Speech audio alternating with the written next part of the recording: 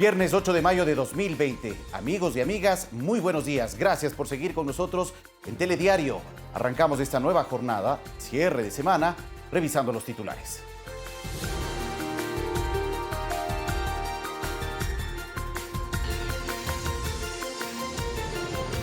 Fuerza de Tarea Conjunta Guayas finalizó sus tareas. Las Fuerzas Armadas se reorganizan para continuar con su apoyo durante la emergencia sanitaria. 10 personas rindieron su versión ante la Fiscalía tras la denuncia de una supuesta compra con sobreprecio de insumos médicos en el hospital docente de la policía en Guayaquil. El Banco Mundial aprobó un préstamo por $500 millones a Ecuador para cubrir las necesidades durante la emergencia sanitaria. Este fin de semana, en medio del confinamiento, se celebrará el Día de la Madre. Varias actividades artísticas están autorizadas por el Ministerio de Cultura. Y en lo internacional, en Estados Unidos, 33,5 millones de personas perdieron el subsidio por desempleo en las últimas 6 semanas. El cierre de fuentes de trabajo es una de las consecuencias de la pandemia. 7 de la mañana, 1 minuto. La noche de ayer, en cadena nacional, el presidente de la República, Lenín Moreno, habló sobre el combate a la corrupción frente a los últimos casos y denuncias que han salido a la luz pública. De inmediato, un extracto de sus declaraciones. Hemos sido y seremos implacables contra la corrupción. Hace pocos días dije que la guerra a la corrupción tenía que endurecerse. Y mencioné una frase inclusive: caiga quien caiga. Quien se enriquece con el dinero del pueblo es un corrupto. Pero quien lo hace a costa del dolor ajeno, en momentos de emergencia como este, es un miserable. Gracias señora fiscal. Gracias a la Policía Nacional por su actuación inmediata. Les pido que no paren ni un solo instante en ese empeño. La actitud valiente de ustedes, ciudadanos, en apoyo a nuestra lucha contra la impunidad es más que importante. En este periodo de libertad de expresión, se perdió el miedo a denunciar la corrupción y eso es bueno para el futuro del país. Sobre todo, ustedes, ciudadanos, que conocen de cerca la realidad, denúncienla. Háganlo ahora mismo. 7 de la mañana, 3 minutos, y 10 personas rindieron su versión ante la Fiscalía tras la denuncia de una presunta compra con sobreprecio de insumos médicos en el hospital docente de la policía en Guayaquil. El comandante general de la institución, Patricio Carrillo, aseguró que se sancionará a los responsables. La denuncia fue presentada por la propia ministra de Gobierno, María Paula Romo, quien en su cuenta de Twitter publicó: Luego del escándalo de las fundas de cadáveres, investigamos adquisiciones en hospitales de Policía Ecuador y descubrimos una posible compra. Para el comandante general de la policía, Patricio Carrillo, que la denuncia salga desde la propia institución demuestra que los sistemas de transparencia internos funcionan. Allí se encontraron incluso a quienes serían los posibles responsables. En su gran mayoría son servidores policiales, ocupaban cargos y funciones como directores administrativos y directores especializados médicos, asesores jurídicos, quienes estaban manejando la contratación pública, quienes eran administradores del contrato, personal de bodega. Personas que tras su retención en 2 operativos realizados en Quito y Guayaquil rindieron versiones, las cuales concluyeron a las 4 de la mañana de este 7 de mayo. Que esta investigación se haya realizado a tiempo también ha impedido que se cancele dinero alguno por el contrato, y eso que parte de los insumos ya fueron entregados. Y justamente en el control previo y en la supervisión es que se logra detectar, y por eso pedimos la participación de la Fiscalía ante un posible peculado. La Fiscalía, por su parte, anunció que durante estas diligencias se decomisaron 25 computadores y 12 personas son investigadas, a fin de esclarecer si hubo sobreprecio o no en 22 procesos de adjudicación, que en total suman $700.000. Alex Llanos, Medios Públicos. 7 de la mañana, 4 minutos, y el presidente del Consejo Directivo del IES, Jorge Guátez, constató cómo se realizan las pruebas de COVID-19 y la atención médica a domicilio en varios sectores de la ciudad de Guayaquil. Además, se revisó y se inspeccionó el servicio que se ofrece a pacientes jubilados, vulnerables y crónicos. El funcionario recorrió el Hospital de Especialidades Teodoro Maldonado Carbo en el puerto principal para verificar el abastecimiento de insumos y medicinas que constan en las bodegas de la Casa de Salud. Estuvo acompañado por profesionales que trabajan en el área hospitalaria. Se analizaron los problemas institucionales que buscan resolver de forma inmediata. Jorge Guátez destacó que su misión es cambiar la imagen de esta casa de salud para recuperar la institucionalidad golpeada por los recientes actos de corrupción.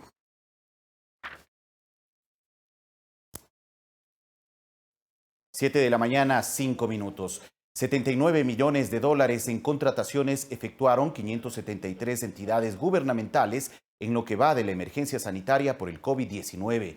Estas cifras y mayor detalle se los encuentra en el portal de datos abiertos del Servicio de Contratación Pública Sercop. Con la finalidad de brindar más detalle de todas las compras realizadas por el Estado ecuatoriano durante la emergencia sanitaria derivada del COVID-19, el Sercop presentó una plataforma para transparentar la contratación pública. Que en la emergencia podamos saber en tiempo real qué están comprando las entidades, cuánto están comprando y en qué momento lo están realizando. Al ingresar a datosabiertos.compraspublicas.gov.es se desplegará un resumen de los contratos efectuados a nivel nacional por entidad y por proveedor. Hasta la edición de este reportaje, según el portal, durante la emergencia, 573 entidades, entre municipios, ministerios y otras instituciones, efectuaron 2.561 contrataciones, con un monto de 79 millones de dólares, siendo Pichincha y Guayas las provincias con mayor monto en las compras. Conforman el 35% del monto total. Además, hay un desglose de las contrataciones a nivel nacional por sector, en donde la Red Pública Integral de Salud encabeza las compras con 37 millones de dólares. Esta red abarca el Ministerio de Salud, el IES, Fuerzas Armadas y Policía Nacional. Le siguen los GATS con un monto total de 32 millones que representa el 40%. También vemos que en un monto menor se encuentra la función ejecutiva con 1.8. En el segundo eje se despliega la información de las contrataciones por entidad y cómo se desarrolla a lo largo del tiempo. Se va viendo cómo ha sido el comportamiento de las adjudicaciones y qué montos se iban dando durante el periodo de declaratoria de emergencia en la contratación pública. Mientras en el tercer bloque se dan más detalles en torno a la empresa proveedora de los servicios. Vamos a tener cuál es el monto contratado por cada uno de los proveedores y número de entidades. Plataforma que complementa la intención de las autoridades de gobierno por transparentar las contrataciones. El ministro de Salud, Juan Carlos Ceballos, señala que la lucha va por varios ejes. Vamos a romper todos los actos de corrupción que probablemente han existido desde hace mucho tiempo, investigar esos casos, hablar con Fiscalía, trabajar conjuntamente con Contraloría para que eso se desmantele. Este portal se actualiza constantemente conforme las entidades contratantes brindan la información. Olga Velasco, Medios Públicos. 7 de la mañana, 8 minutos, y mediante decreto ejecutivo se desactivó la Zona Especial de Seguridad Guayas. Las Fuerzas Armadas se reorganizarán para continuar con su apoyo durante esta emergencia sanitaria. El anuncio lo dieron a conocer el vicepresidente de la República y el ministro de Defensa durante la ceremonia de relevo del comandante de la Fuerza de Tarea Conjunta. Se agradeció el trabajo de las Fuerzas Armadas durante la cuarentena, que permitió que bajen los indicadores por contagios de COVID-19. En Guayas llegamos a tener casi 650 fallecidos al día y hoy hay 62. Ese es el indicador más importante y el número normal de la provincia es ese, entre 62 y 68. Los ingresos a emergencias bajaron en un 87%. Entonces todo eso nos permite saber que estamos en otra etapa de la enfermedad, pero debo de insistir, depende de nosotros como ciudadanos no retroceder, no repetir la historia. La desactivación de la Zona Especial de Seguridad Guayas permitirá a la institución reorganizarse y entrar en una nueva fase en todos los frentes. El COE ha aprobado que el sector industrial, comercial y de producción se reactive con la misión de cooperar con las instituciones, con los ministerios, con las organizaciones del COE provincial y de los COEs cantonales, continúa. Las autoridades destacaron la gestión de los militares en el control y orden público, apoyo a la fuerza de tarea en el sepelio de los cadáveres, colaboración con Petroecuador en la reparación de la rotura de los 3 oleoductos en la Amazonía, sobrevuelos logísticos con más de 400 horas, transportando más de 10 toneladas de ayuda humanitaria e insumos médicos. Aeronaves que están 100% operativas una vez que se pagó la deuda a Seguro Sucre. Una cuota que alcanzó a $12 millones. En este momento las 3 fuerzas con todas sus aeronaves están nuevamente operando. Y enfatizó que para ellos la reducción presupuestaria no aplica. Consideran 3 eliminaciones que no se aplican a Fuerzas Armadas, ni de jornada de trabajo, ni de personal, ni de sueldo.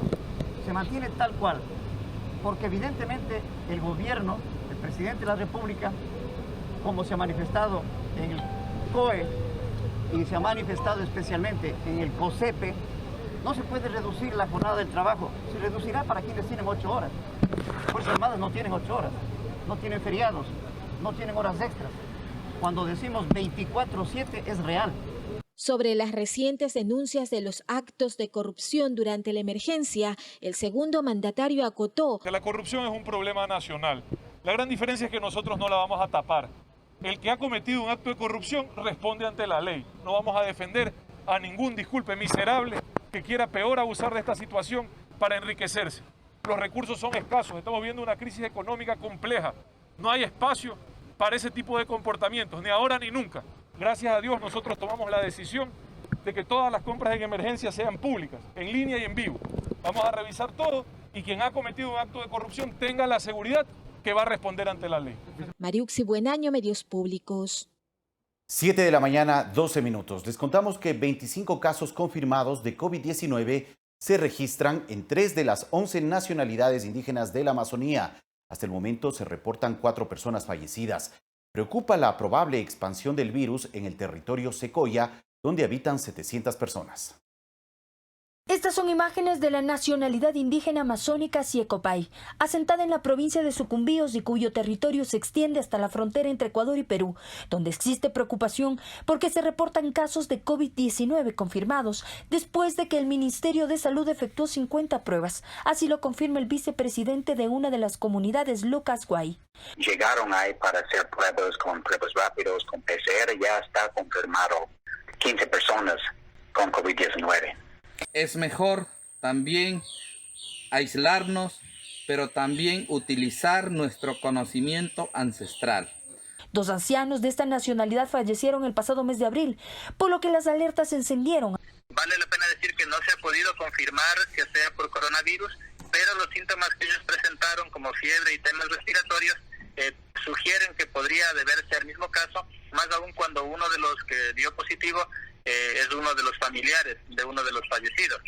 Somos 700 habitantes en riesgo de exterminio total como nación Siecopay. La hipótesis que manejan sobre el contagio en su territorio involucra al ciudadano holandés que estuvo en el Cuyabeno. Que fue atendido en Tarapoa, parece por ahí. De acuerdo a la Confederación de Nacionalidades Indígenas de la Amazonía Ecuatoriana, en la provincia del Napo, 2 personas más fallecieron a causa de la pandemia. Compañeros quichuas de la nacionalidad quichua del Napo, si bien ellos fallecieron en la ciudad, o sea, en torno al centro urbano de la ciudad de Tena, no en comunidades. 10 casos de COVID se contabilizan en 2 comunidades más amazónicas de la provincia de Pastaza. En la Chuar hay 2 casos y en la Quichua hay 8 casos, donde también existe un riesgo. Sin embargo, hay también nacionalidades donde se ha emitido alertas de sospechas de casos, como son el caso de la nacionalidad Shuar en la provincia de Morona, Santiago, y también de la nacionalidad Guaurani en la provincia de Orellana. Esto mientras que la Comisión Interamericana de Derechos Humanos pidió a los estados tomar medidas para la protección de los pueblos indígenas frente a la pandemia e hizo una advertencia sobre la situación especial de vulnerabilidad en la que se encuentran los grupos en aislamiento voluntario. Valeria Villarroel, Medios Públicos. 7 de la mañana, 14 minutos, y el presidente del Consejo de Planificación y Desarrollo de la Amazonía, Alex Hurtado, quien además es consejero presidencial para asuntos amazónicos, nos acompaña esta mañana aquí en Telediario. Ministro, buenos días. Gracias por atender esta solicitud de entrevista. Buenos días, Fabricio. Muy gentil, muy amable. Estoy aquí a disposición y aprovecho para enviar un saludo a todos los habitantes de la Amazonía. Muchas gracias. Muchas gracias, muy gentil, ministro. Bueno, ¿qué información se tiene sobre estas cifras de comunidades indígenas donde ya se están registrando casos de COVID-19 en la Amazonía? Sí, efectivamente, Fabricio, esto sucedió aproximadamente hace unas 3 semanas. Tan pronto conocimos de esta novedad, inmediatamente se activó el COE cantonal y la Mesa Técnica 2 de Salud. El doctor Alfredo Amores, epidemiólogo, que está en el Distrito 2, en Cuyabeno y Putumayo, él tomó conocimiento de esto y se inició con los protocolos correspondientes.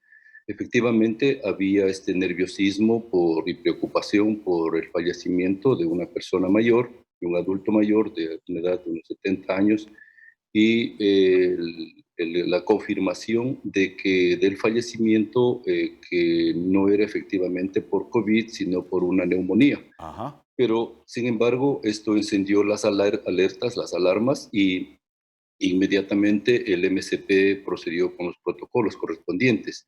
En este momento, justamente el día de ayer, con Justino Piguaje, Alfredo tomó contacto, ha coordinado estas acciones y él se encuentra en este momento al final casi en la confluencia del río Orico con el río Napo, que estamos próximos a la frontera entre Colombia y Perú, en Lagartococha, efectivamente, tomando más muestras, ¿no?, de todos los integrantes del pueblo Secopay. Todos los protocolos se han ido cumpliendo conforme se ha ido estableciendo. Por supuesto que esto para el gobierno central, particularmente por las instrucciones que nos ha dado el señor presidente de la República, damos una atención especial y preferente a los pueblos y nacionalidades, porque el riesgo mayor dentro de su cultura, al convivir en comunidad, por supuesto que esto se convierte en una amenaza mucho más compleja, mucho más difícil. Ministro. Entonces, sí, se han tomado todas estas medidas. De acuerdo. ¿Son 25 casos confirmados o acaso hay una actualización de estas cifras? ¿En qué puntos de la Amazonía se han podido localizar otros casos? Entendemos que estos 25 casos tendrían relación puntualmente a varias provincias amazónicas, pero ¿cuáles son las cifras reales que manejan desde las autoridades? Bueno, efectivamente, al momento tenemos nosotros alrededor de 25 entre las personas de Sucumbíos, Napo, Pastaza. En Pastaza también hay un número bastante considerable. En Morona, Santiago, teníamos también un grupo de Shuar igual en la provincia de Zamora Chinchipe. Gracias a Dios se han ido superando. Lo que pasa, Fabricio, también es de que hay un clima de nerviosismo, ¿no?, al interior, porque si hay algún resfriado, algún síntoma que no es precisamente COVID, inmediatamente los pueblos y las nacionalidades van tomando sus precauciones, están utilizando bastante su medicamento ancestral. Yo estoy en contacto permanente con los dirigentes y estamos haciendo las coordinaciones respectivas. No obstante, quiero manifestarle que dentro del Consejo de Planificación nosotros hemos destinado del fondo común que administramos un fondo emergente por disposición del señor presidente de la República para atender justamente el sistema de salud, reforzar el sistema de salud en toda la Amazonía. Y esto ya están los recursos en cada una de las jurisdicciones de la Amazonía. El 60% fue al MSP y el 40% hemos entregado a los GATS, tanto cantonales como provinciales. Y dentro de las resoluciones del Consejo se está pidiendo que todo el sistema y los COE en sus distintos niveles den una atención especial y preferente a los pueblos y nacionalidades. Así que de nuestra parte, estamos dando toda la atención, dando todo el contingente y todo el apoyo necesario, como digo, cumpliendo las instrucciones del señor presidente de la República. Ministro Hurtado, en breve quisiera tener mayores detalles sobre estas asignaciones económicas también que se han transferido a las distintas provincias amazónicas, a las 6 provincias amazónicas para enfrentar esta emergencia sanitaria. Pero antes quisiera que nos pueda ampliar un poco más sobre las medidas de contingencia para evitar que las los pueblos y nacionalidades indígenas, sobre todo estos grupos humanos poblacionales, se vean afectados por el tema del COVID. Entendemos que existe la amenaza por la presencia de trabajadores petroleros que también eventualmente podrían estar infectados, que trabajan al interior de la región amazónica, en plena selva, muy cerca de las comunidades indígenas, lo que también implica un riesgo para estos grupos poblacionales. ¿Qué se está asumiendo para evitar que finalmente las poblaciones indígenas, que son muy reducidas en algunos casos, puedan estar en riesgo incluso de desaparecer? Sí, efectivamente esa vulnerabilidad está presente, ¿no? Y es un motivo de una altísima preocupación. Yo estoy en contacto permanente con los COE provinciales, con los señores gobernadores, con las señoras gobernadoras, con los COE cantonales, con los alcaldes, para que se vayan tomando las medidas efectivas para este control. Por ejemplo, le menciono, en el caso del Cantón Aguarico, donde están los pueblos en aislamiento, una buena parte también son pueblo guarani, acá en la provincia de Orellana y también en la provincia de Pastaza. Hay un protocolo que emitió la Secretaría de Derechos Humanos, aprobado por el COE Nacional, en donde se están tomando justamente estas precauciones. Y precisamente lo que usted menciona, en estas áreas que son tan sensibles, en donde están las actividades petroleras, efectivamente ahí se toman con mayor rigurosidad todos estos controles, porque deben estar en una cuarentena, deben tener todos los permisos correspondientes sanitarios y que ellos puedan manejar ya. Este aislamiento, les digo que una de las medidas que fue muy importante tomaron las propias comunidades. Tan pronto inició la pandemia, ellos se declararon en un aislamiento voluntario y fueron tomando cercos epidemiológicos y no permiten que ingresen a sus comunidades. Estos casos que se han presentado es por esta relación entre lo rural y lo urbano, y esto es lo que nos ha generado, por supuesto, estas dificultades. Y en el caso ya de la actividad petrolera, igual en la actividad minera, se cumplan con mucha rigurosidad estos protocolos de prevención y cuidado para que ellos pues no tengan ninguna dificultad y puedan las actividades desarrollarse con toda normalidad en cada una de las jurisdicciones. Pero sí es un caso muy especial y se están tomando, como digo, con mucha fuerza ese cuidado. Ministro Hurtado, una precisión. ¿Ustedes manejan algún control sobre el personal petrolero que está vinculado a la actividad petrolera en la Amazonía, de posibles casos contagiados también, para que ustedes mantengan el control? Uno. Y lo otro, entendemos también que las actividades turísticas en toda esta zona están completamente prohibidas. Visitas a reservas como el Yasuní y el Cuyabeno completamente restringidas también para asegurar la integridad y la protección de los pueblos ancestrales.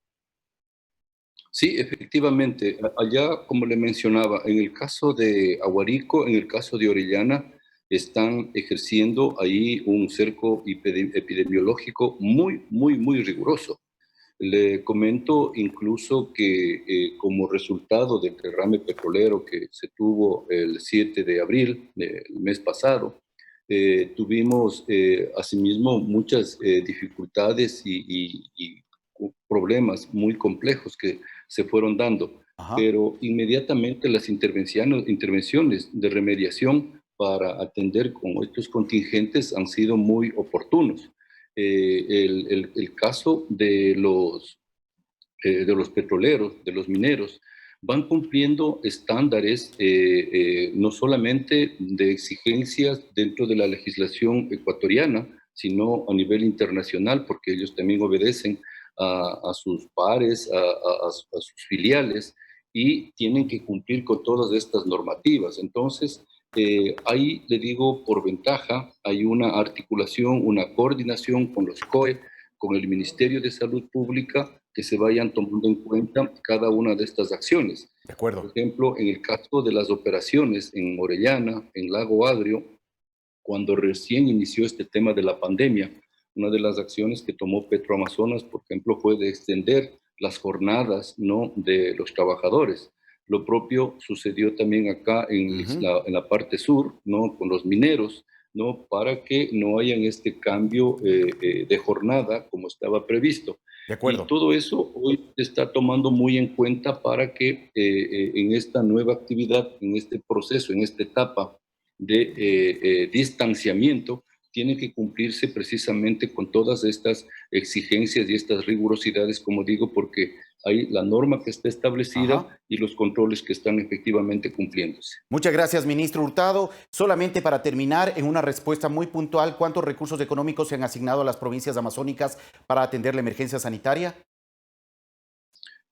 Bueno, nosotros como del Fondo Común hemos entregado 7.250.000, que es del Fondo Común.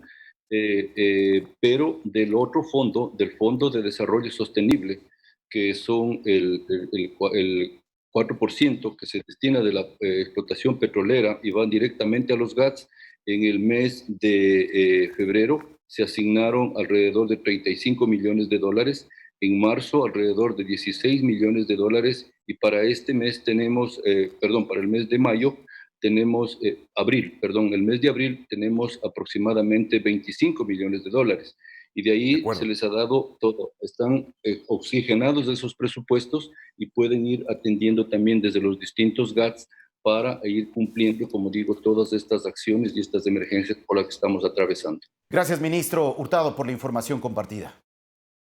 Muchas gracias a usted, Fabricio, muy gentil, muy amable. Gracias, agradecemos al ministro Alex Hurtado, consejero presidencial para asuntos amazónicos y también del presidente del Consejo Amazónico, quien nos ha ofrecido explicación, una ampliación sobre la situación que actualmente enfrenta la región amazónica ante la emergencia sanitaria. 7 de la mañana, 27 minutos.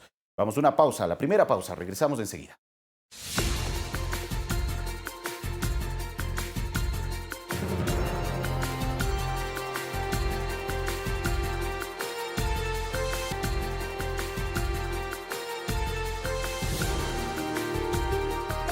Siete de la mañana, 30 minutos. Gracias por acompañarnos en Telediario. El protocolo para ofrecer las serenatas por el Día de la Madre fue aprobado y anunciado en el transcurso de esta semana. Los artistas miran con agrado esta opción y se comprometen a cumplir las medidas de bioseguridad establecidas. Sin embargo, el Registro Único de Artistas y Gestores Culturales, RUAC, es un impedimento para muchos que no lograron obtenerlo.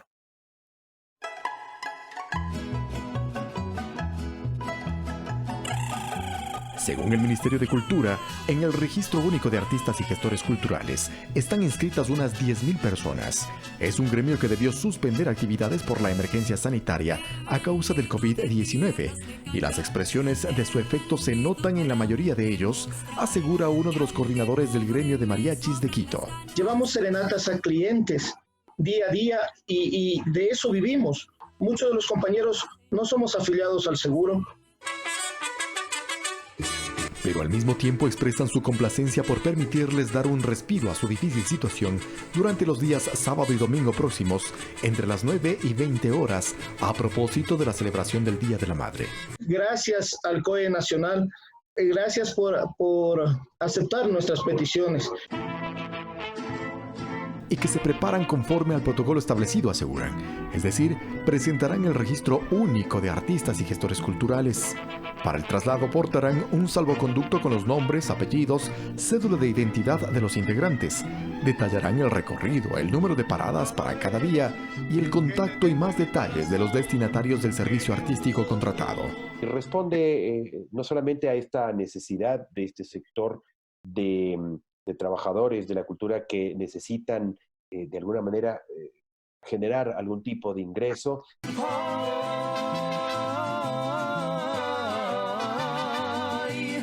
Aunque el RUAC para muchos artistas es un requisito que no han logrado obtenerlo, sin contar con aquellos extranjeros que también se ganan la vida con actividades vinculadas al arte. Hasta el día de hoy me pone estado pendiente. Hay compañeros que también no tienen cédulas. Hay compañeros que son extranjeros.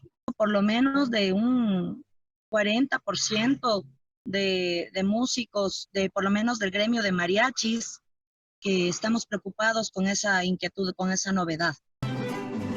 En todo caso, Entre las disposiciones también se establece un número máximo de 8 artistas y trabajadores relacionados con el espectáculo por presentación, y el tiempo máximo de duración será de 40 minutos. Además, el espectáculo deberá realizarse únicamente en exteriores, sin aglomeraciones, y el control estará a cargo de la Policía Nacional y las Fuerzas Armadas. Eduardo Córdoba, Medios Públicos. 7 de la mañana, 33 minutos, y el comercio previo a la celebración por el Día de la Madre se incrementa, pero las pérdidas siguen siendo significativas. Las alternativas para conseguir liquidez se diversifican, aunque se espera una reactivación productiva y comercial en medio de esta emergencia sanitaria. La celebración del Día de la Madre es una de las fechas de mayor comercio en el Ecuador. De hecho, en 2019 fue el cuarto mes con mayores ventas, con alrededor de 6.172 millones a nivel nacional. El presidente de la Cámara de Comercio de Quito considera que este año, por efectos de la emergencia sanitaria y el COVID-19, las ventas sufrirán importantes caídas. No es inferior en la mayoría de casos a un 80%. Pero la actitud innovadora y de emprendimiento es una máxima en el ecuatoriano, y las ventas online se convierten en una alternativa válida en medio de las limitantes y riesgos. Por ejemplo, Grace Mesa tiene una florícola en Tabacundo y decidió asociarse con su prima Karina, quien tiene destrezas en manualidades, y armaron detalles que pueden llegar a domicilio. O sea, en mi caso somos más de 20 familias a las que damos trabajo y que tenemos sostener. Y por el lado de mi prima, en cambio, la mano de obra en sus chocolates. Ella hace sus chocolates artesanalmente y ese va a ser otro paquete. O sea, otro ejemplo de emprendimiento de un negocio familiar de catering y eventos, que también debieron suspender actividades, es el de Carolina, que ahora debió dar un giro en el negocio y aprovechar al máximo esta fecha. Si es que nos compran más de 2 tortas, el servicio a domicilio no será cobrado. Todos queremos festejar a nuestra mamá con algún detallito, con alguna cosa, entonces esperamos que sí nos incrementen las ventas. Ahorita hay que ser recursivos y buscar las mejores opciones. Pero es necesario, añade, promover la reactivación de la economía con mucho orden, seguridad y por fases, a través de planes pilotos. Y muy importante hacerlo de inmediato, porque seguimos perdiendo fuentes de empleo en el país. Las empresas siguen quebrando por la falta de liquidez. Y esa reapertura debe estar acompañada de protocolos que permitan ofrecer una experiencia para medir el éxito en el cuidado de la salud, pero al mismo tiempo para empezar a sanear a las empresas y a la economía. Eduardo Córdoba, Medios Públicos. 7 de la mañana, 35 minutos, y más adelante también estableceremos un contacto con el ministro de Cultura y Patrimonio, Juan Fernando Velasco, para que nos pueda ofrecer detalles puntuales sobre la aplicación de este protocolo que entrará en vigor durante este fin de semana, exclusivamente durante el sábado 9 y domingo 10 de mayo, para poder tener una claridad en cuanto a las celebraciones y qué está permitido para los gestores culturales durante este fin de semana exclusivamente. 7 de la mañana, 35 minutos. Vamos a revisar, mientras tanto, más información. Quito se prepara para un posible escenario de crisis por la propagación del coronavirus. Por ello, las autoridades municipales realizan operativos de control y abastecen a la ciudad del equipamiento necesario para atender todos los pacientes que requieran asistencia médica. Las Fuerzas Armadas te recomiendan el uso correcto de la mascarilla. Con el objetivo de reforzar la seguridad y el bienestar de la ciudadanía, las fuerzas del orden recorren varios puntos de la capital, entre ellos 2 boinas rojas, un cuerpo especial del ejército, quienes realizaron controles en el sur de Quito para colaborar con las diferentes entidades del Estado y ayudar a que la ciudadanía dé cumplimiento con las disposiciones del COE Nacional. Actualmente nos encontramos 200 comandos paracaidistas de la Brigada de Fuerzas Especiales.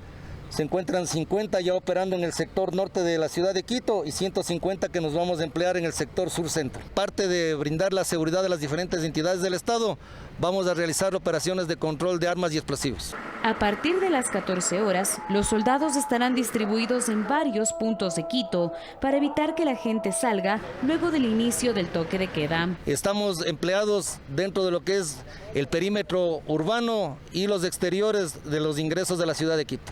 Asimismo, la Agencia Metropolitana de Control recorrerá varios puntos para constatar el uso obligatorio de la mascarilla y evitar el comercio en los espacios públicos. También vamos a comenzar a multar a las personas que justamente mal utilicen las mascarillas o no las utilicen. Son $100 y tenemos por reincidencia, son $200, y el momento en el que ya se pueda comenzar a pagar esta multa, si no la cancelan inmediatamente, tenemos el tema de las compulsivas, que son de 4 salarios mínimos vitales a 20 salarios mínimos vitales. No están autorizadas ningunas PUCAs, permisos únicos de comercio autónomos, que son los únicos que se pueden obtener para vender en las calles.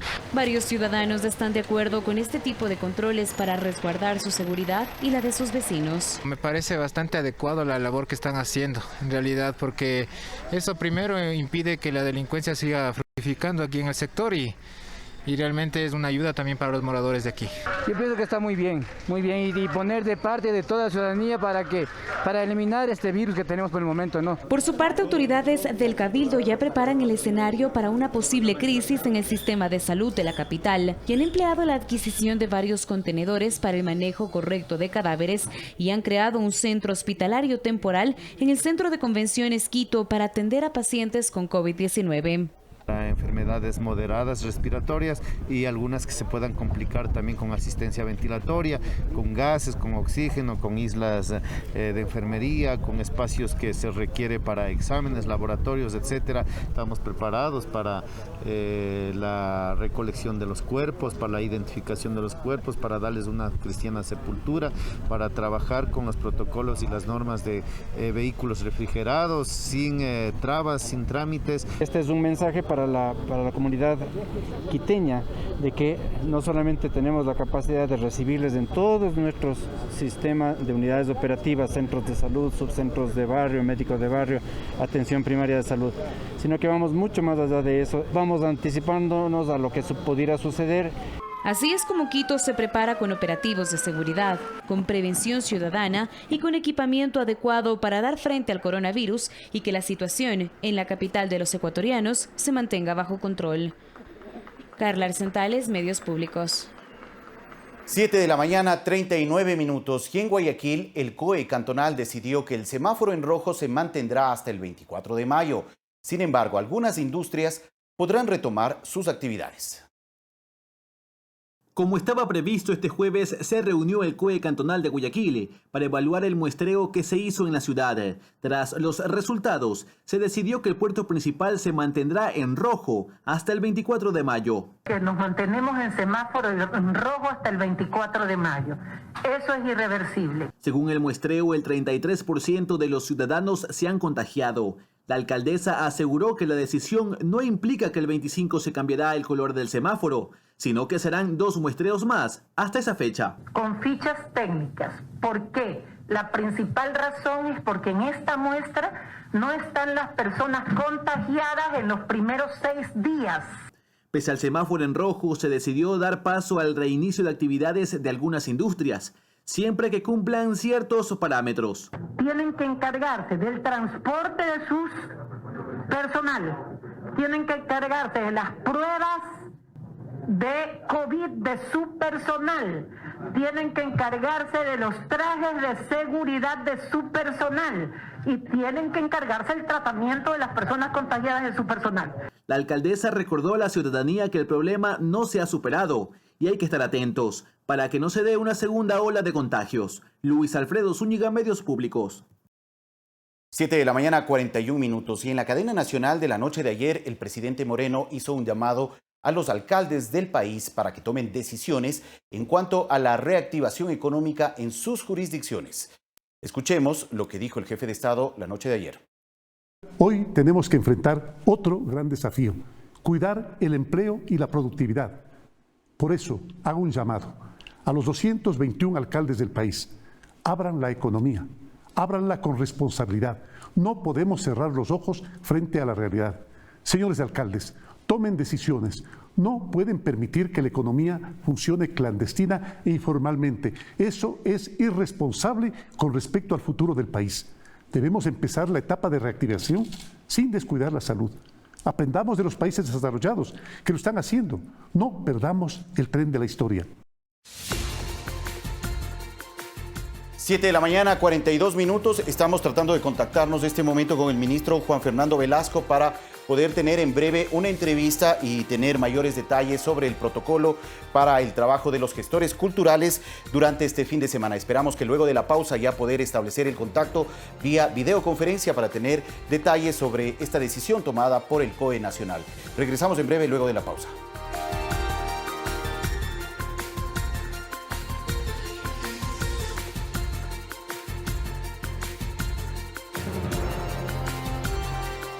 Siete de la mañana, 44 minutos, como habíamos anunciado. Ya a esta hora nos acompaña el ministro de Cultura y Patrimonio, Juan Fernando Velasco, quien se ha conectado durante estos últimos segundos a la videoconferencia y poder conversar en estos minutos. Ministro, gracias y buenos días. Gracias por atender esta solicitud de entrevista.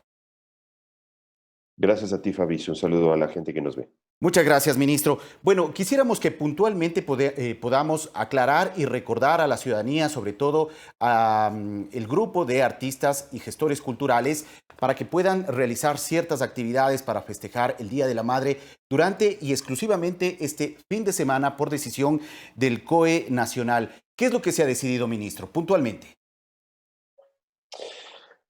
Sí, Fabricio, el COE está realizando protocolos permanentemente para que se puedan realizar diversas actividades económicas de diversos sectores productivos, y esta fue una propuesta que presentó el Ministerio de Cultura y Patrimonio para que un grupo específico de artistas que laboren en condiciones de seguridad, en donde no exista ninguna cercanía con la ciudadanía, en el marco de la celebración de las días del Día de la Madre, puedan laborar en realizando serenatas, ¿no? Con el distanciamiento que esto supone, con todas las restricciones sanitarias que el COE ya ha implementado y que ha recomendado para todas las otras actividades, con todas las consideraciones con respecto al transporte, al uso de mascarillas, a las normas de bioseguridad, etcétera. Esto es una manera que tienen o tendrán los músicos que estén registrados en el RUA, que es el Registro Único de Artistas y Gestores Culturales, para que este fin de semana puedan circular con un estricto protocolo con estas medidas y estas normas que han sido planteadas por el COE, para que puedan generar un ingreso. Este es un sector que está muy golpeado, que no ha tenido ingresos durante mucho tiempo y para quienes hay un futuro incierto con respecto a cómo se va a reabrir su actividad y cómo van a generar ingresos. Así Ministro que hemos Velasco. generado este protocolo. Ministro Velasco, vamos hablando punto por punto para que quede lo suficientemente claro para la ciudadanía a nivel nacional, porque este es un protocolo que rige a nivel nacional y que estará solamente en vigor durante el día de mañana, sábado 9 de mayo y domingo 10 de mayo, desde las 9 de la mañana hasta las 8 de la noche. Eso debe quedar absolutamente claro. Solamente podrán participar en eventos artísticos en homenaje por el Día de la Madre los trabajadores del sector cultural que se acojan, que estén registrados en el Registro Único de Artistas y Gestores Culturales. Esto es así, nadie más. Nadie más. No es un momento para que cualquiera pueda salir. El COE fue enfático en poner esta restricción para asegurarnos que quienes circulen sean efectivamente músicos profesionales que estén realizando esta actividad. Hay otras consideraciones, como por ejemplo, no puede haber más de 8 personas por espectáculo. Estos espectáculos, así llamados, estas presentaciones de estos shows, estas pequeñas serenatas, serán siempre desde la calle. No se permite que los músicos ingresen a las viviendas, no puede haber ninguna cercanía en ese sentido, no pueden existir aglomeraciones en torno a estas presentaciones, está absolutamente prohibido el uso de alcohol, más que para las manos y para el tema sanitario. Los músicos deben estar siempre puestos sus mascarillas cuando se estén movilizando e incluso cuando realicen la presentación, si es que deben retirárselas porque deben cantar o porque tienen que interpretar un instrumento de viento, pues lo podrán hacer durante la presentación. Ministro Velasco. Cumplen con todas las normas de seguridad planteadas por el COE. Lo que queremos es generar un protocolo que permita que esta actividad económica tenga un asidero responsable en su gestión este sábado y domingo. El Día de la Madre es un momento fundamental para estas agrupaciones que realizan este tipo de serenatas. Claro que sí. Y que, como decía al comienzo, no han tenido ningún ingreso en estos últimos meses. Ministro Velasco, ¿tienen cuantificado cuántos artistas entonces que están registrados en el Registro Único de Artistas y Gestores Culturales estarían en la posibilidad de poder realizar estas presentaciones artísticas durante y exclusivamente este fin de semana? Pues en el RUAC hay cerca de 11.000 artistas y gestores culturales inscritos. A nivel nacional. Número, a nivel nacional. Hay una parte que son artistas de la música, esto es solamente para artistas relacionados con las artes musicales, pero aparte no sabemos cuántos efectivamente pues logren generar un contrato de presentación, ¿no? Nosotros simplemente abrimos la posibilidad, el COE genera estos protocolos para otros sectores económicos, como el sector de la comida, la entrega de comida a domicilio, etcétera. Como tantos otros protocolos que hay, se ha generado este protocolo para que en caso de que estos trabajadores puedan encontrar una relación de contrato directo entre privados, pues esté normado y sepan exactamente cuáles son las condiciones. Para poder acceder a esto se tienen que hay que imprimir un formulario y un certificado en el Ministerio de Cultura y Patrimonio, en donde también constan todas las paradas que se realizarán, están todos los datos, están los datos de los integrantes de la agrupación o de los músicos que participarán, para que cuando existan los controles, pues puedan presentar estos certificados que fungirán como salvoconducto. Ministro, este salvoconducto lo entrega entonces el Ministerio de Cultura, no el Ministerio de Gobierno. Eso debe quedar claro. Así es. El permiso de circulación es el certificado de pertenecer al RUAC, y además hay un formulario que debe ser llenado en donde está toda la información precisa, primero de todas las medidas que deben tomar los músicos en esta actividad, pero además está también la información que debe ser incorporada con respecto a dónde serán las presentaciones, cuál es el recorrido, un teléfono de contacto y la información general de quiénes participan. Estos dos documentos que deben ser presentados si es que el personal de la Policía Nacional o de las Fuerzas Armadas en sus retenes normales lo solicitan, ese es lo que sirve como salvoconducto para esta circulación. Como tú lo has dicho bien, Fabricio, solamente aplica para el día sábado y domingo del Día de la Madre. Muy claro, muchas gracias, ministro. Y también un mensaje a la ciudadanía para que festejemos a nuestras madres, a nuestras abuelas, a nuestras hermanas, que eventualmente también son madres, posiblemente a quienes tienen hijos y ya también son madres, festejarlas de manera responsable, teniendo muy en cuenta todas estas restricciones y medidas frente a la amenaza del COVID. Es muy importante tener en cuenta la protección mucho más durante esta época y esta fecha especial. Así es, esto también creo que es una buena noticia para la ciudadanía, para aquellos que están acostumbrados a regalar este tipo de serenatas. Nuevamente, insisto, la serenata no permite el ingreso a las viviendas, hay un distanciamiento natural en esta manera de entregar la música.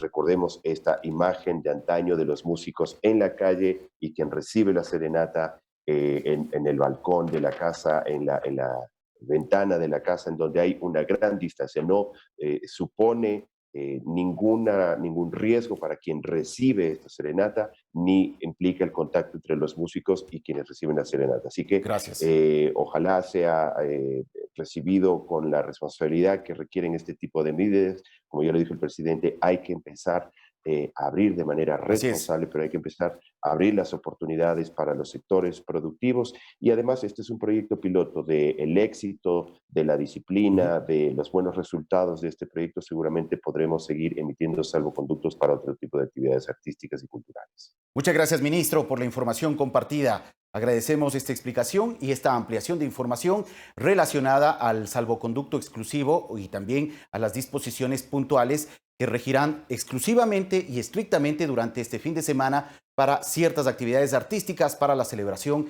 del Día de la Madre. Agradecemos al ministro Juan Fernando Velasco, ministro de Cultura y Patrimonio, por la información ofrecida.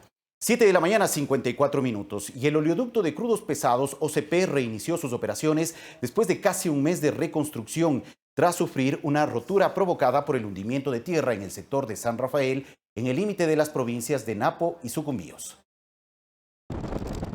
El oleoducto de crudos pesados retomó el bombeo de petróleo luego de casi 30 días de trabajo de 270 personas que ejecutaron la obra de reconstrucción en 3 turnos. La tubería del nuevo trazado está enterrada en un 73% para dar la mayor protección posible al OCP.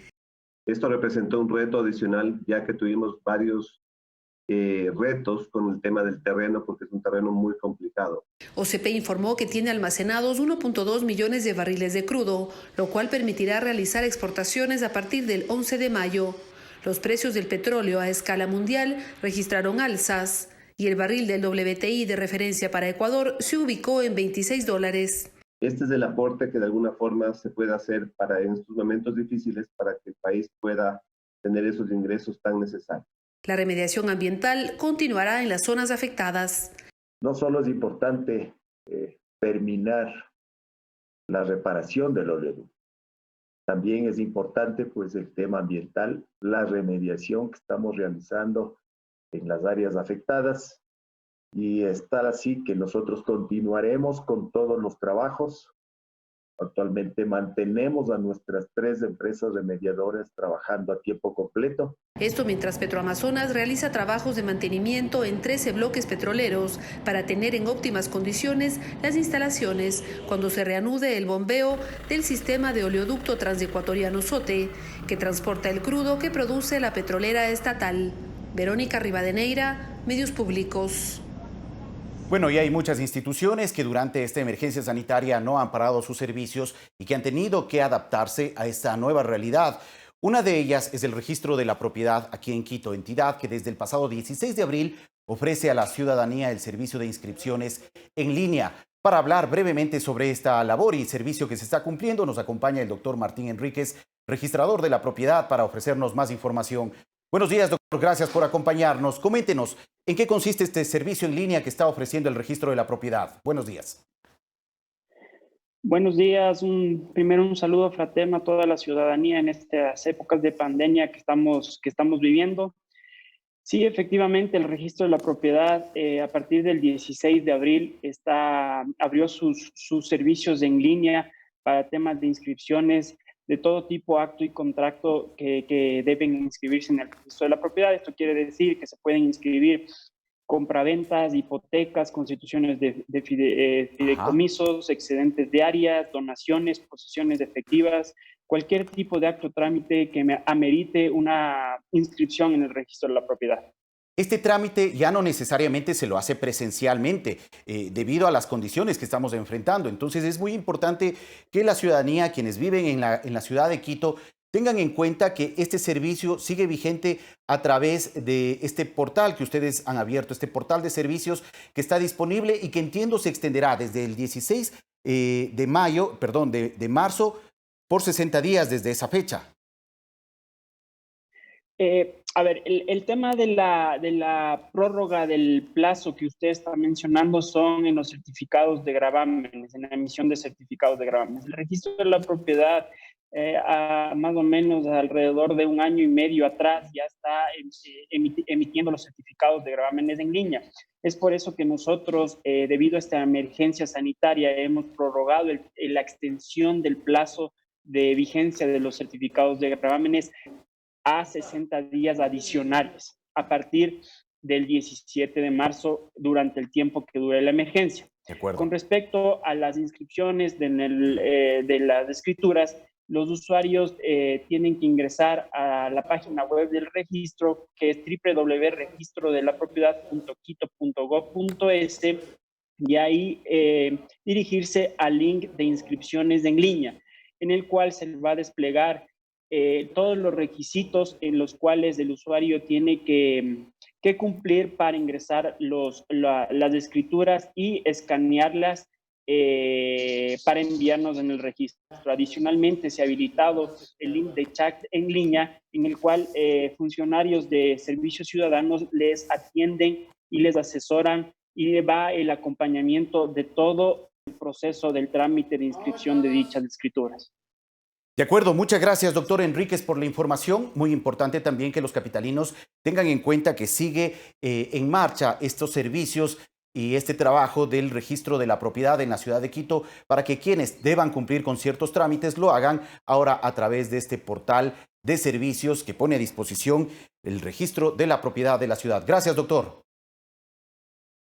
Muchas gracias y estamos a las órdenes para servir de forma eficiente y con la respectiva seguridad jurídica que necesita la ciudadanía. Muy gentil, muchas gracias por ofrecernos información. El doctor Martín Enríquez, registrador de la propiedad de la ciudad de Quito, sobre el trabajo que cumple esta entidad en la capital. 8 de la mañana en punto. Gracias a todos por acompañarnos. Les dejamos con una cadena nacional y luego Telediario con más noticias.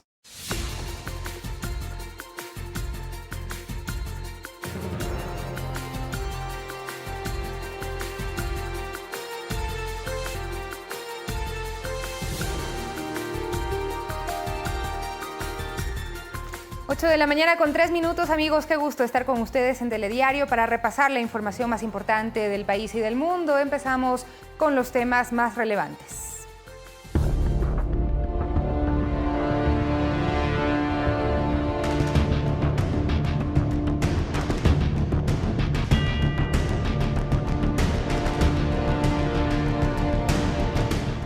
La información sobre una red que vendría operando en el sistema de salud por más de un año fue presentada por la Comisión Nacional Anticorrupción al Ministerio de Salud.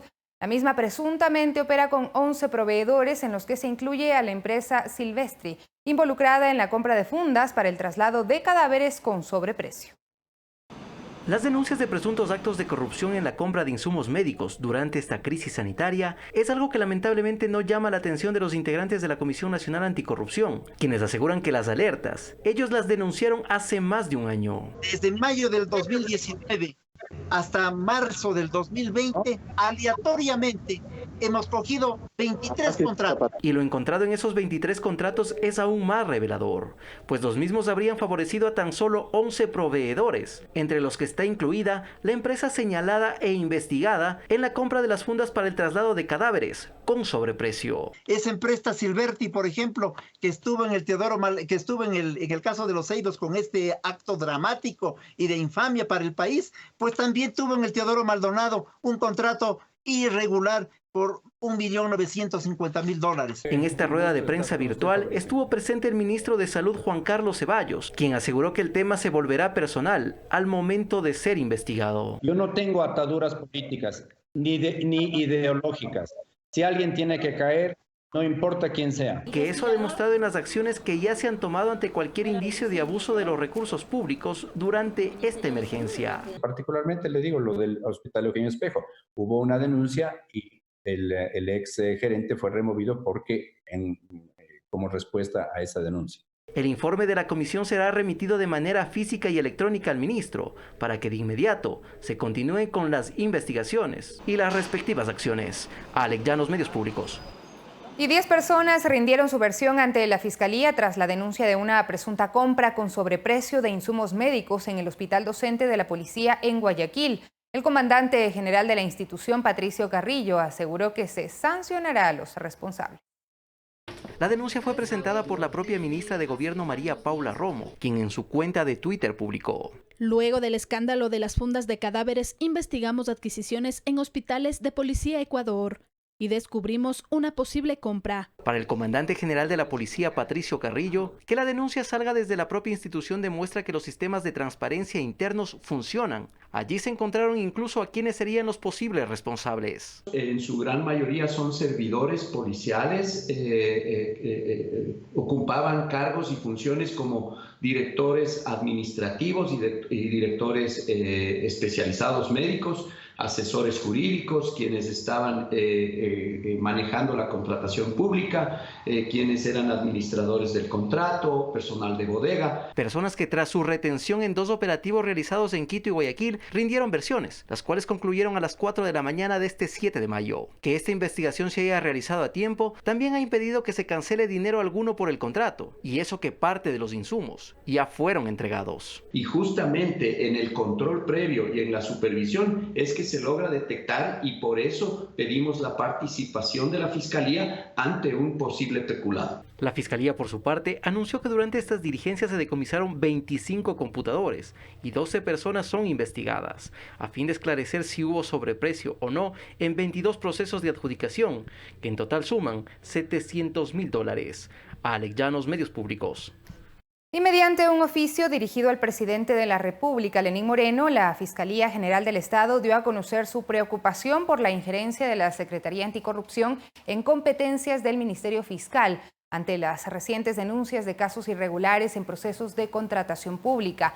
En el comunicado firmado por la Fiscal General del Estado, Diana Salazar, se afirma que ciertas actividades se han visto afectadas en varias ocasiones por la información o requerimientos que se efectúan desde la Secretaría Nacional Anticorrupción a los diferentes fiscales que se encuentran a cargo de las investigaciones, así como también por la información que se publica diariamente en redes sociales sin ser sujetos procesales. La fiscal Salazar mencionó que este accionar causa preocupación por cuanto, lejos de coadyuvar con la investigación penal, alerta a los sospechosos o investigados y eleva el riesgo de fuga con la evidente destrucción de evidencias. Ante esta situación, aseguró que resulta imperioso que desde el Ejecutivo se analice si es beneficioso para el país financiar una institución pública cuyas atribuciones ya se encuentran debidamente determinadas e implementadas por otras, siendo la Fiscalía General del Estado la única titular de la acción penal.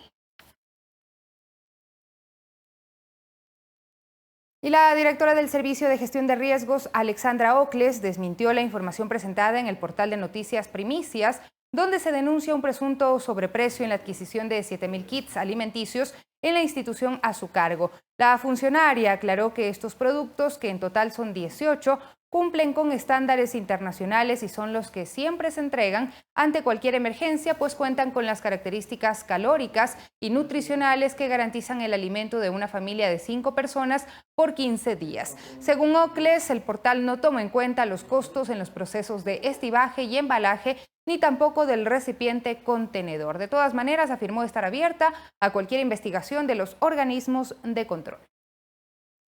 Nosotros habríamos podido, dado que por el estado de emergencia, habríamos podido hacer una contratación directa.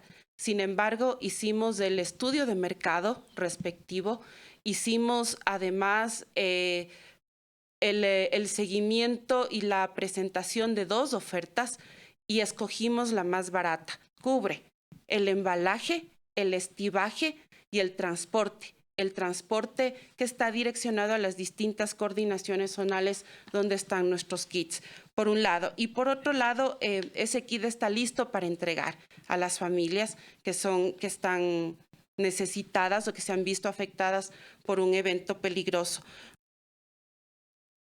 8 de la mañana con 10 minutos, mientras el ministro de Finanzas, Richard Martínez, informó la tarde de este jueves que la policía y la fiscalía ejecutaron allanamientos en 3 ciudades del país. El secretario de Estado lo dio a conocer a través de su cuenta personal de Twitter. Dijo: gracias a la fiscalía y policía por su trabajo. Hoy dimos un contundente golpe a la corrupción con 11 allanamientos en 3 ciudades para combatir una red que extorsionaba a muchos ecuatorianos. La investigación lleva varios meses, denunciamos desde marzo de 2019. Gracias también al apoyo de personas honestas y valientes que confiaron en este sistema digital de denuncias que creamos. Pueden denunciar aquí, y dio paso a este enlace para las denuncias. Es un hecho positivo, no solamente por las investigaciones y los allanamientos, sino porque nos permite alentar a la ciudadanía a que denuncien aquellas personas que están haciendo uso inescrupuloso de los recursos públicos en la página web del Ministerio de Economía y Finanzas. Y es un hecho positivo también porque da muestra de que esas denuncias que se realizaron por personas valientes y honradas en el pasado hoy están rindiendo frutos. Revisamos más información en Guayaquil. El COE cantonal decidió que el semáforo en rojo se mantendrá hasta el 24 de mayo. Sin embargo, algunas industrias podrán retomar sus actividades.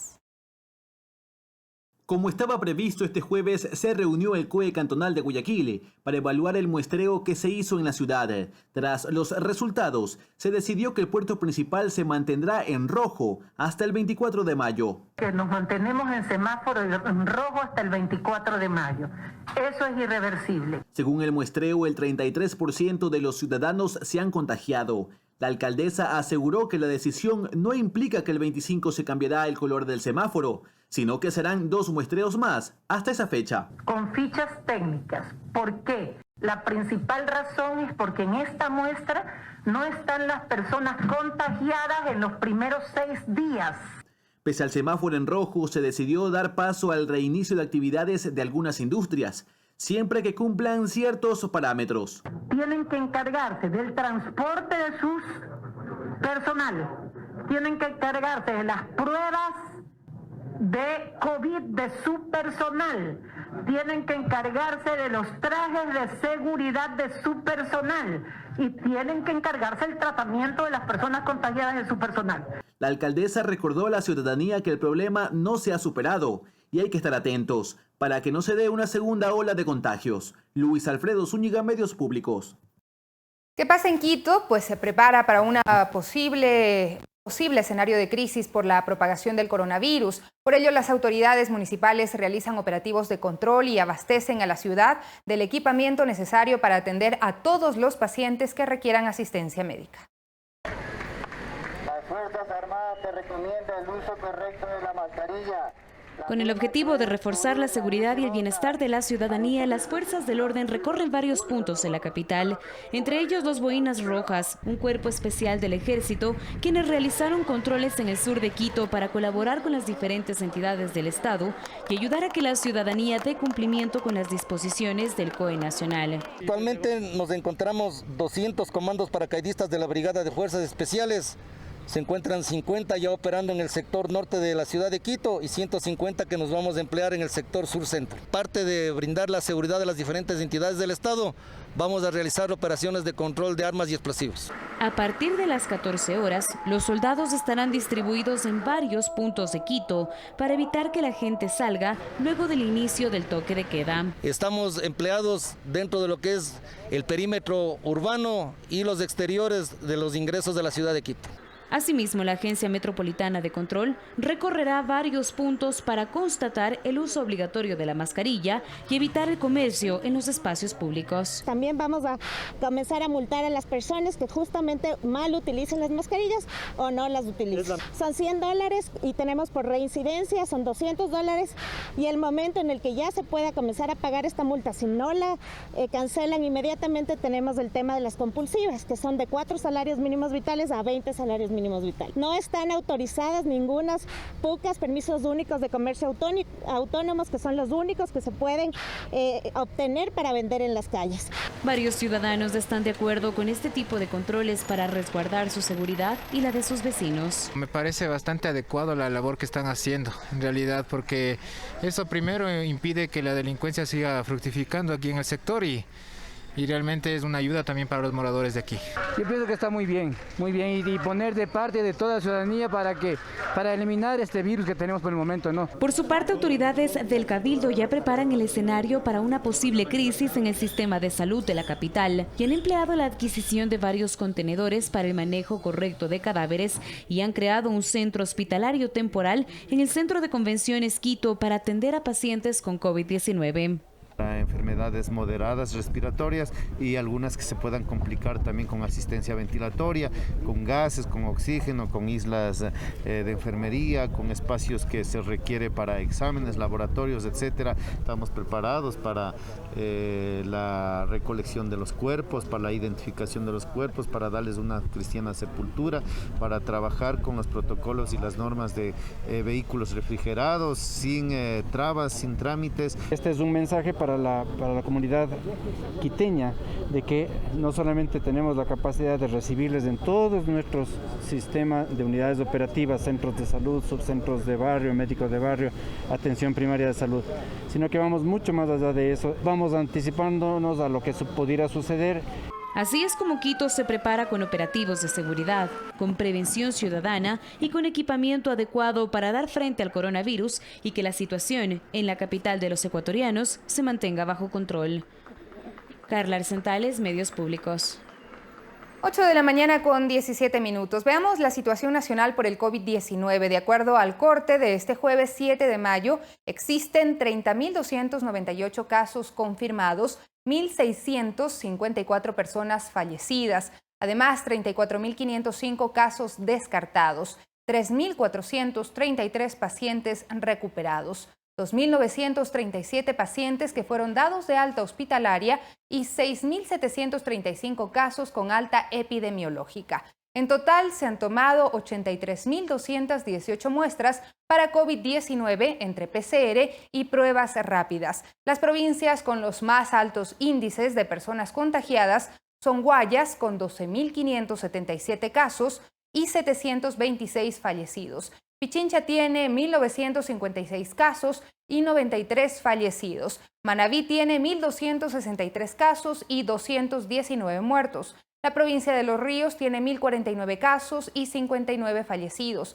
El Oro, 673 casos y 110 fallecidos. Azuay, 561 casos y 22 fallecidos. Las autoridades piden a la ciudadanía no bajar la guardia ni las medidas de previsión y seguridad para evitar el contagio de esta enfermedad.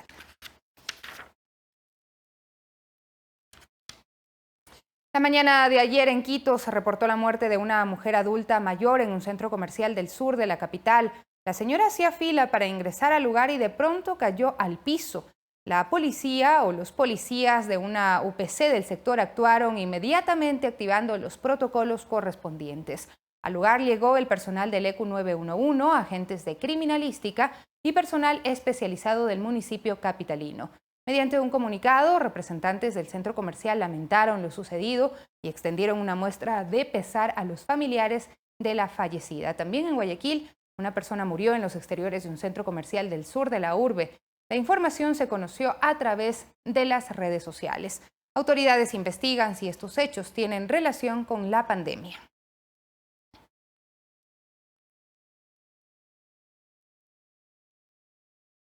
$25 casos confirmados de COVID-19 se registran en 3 de las 11 nacionalidades indígenas de la Amazonía. Hasta el momento se reportan 4 fallecidos. Preocupa la probable expansión del virus en el territorio Secoya, donde habitan 700 personas. La Comisión Interamericana de Derechos Humanos llamó a los estados a tomar medidas específicas para proteger a los pueblos indígenas de la pandemia.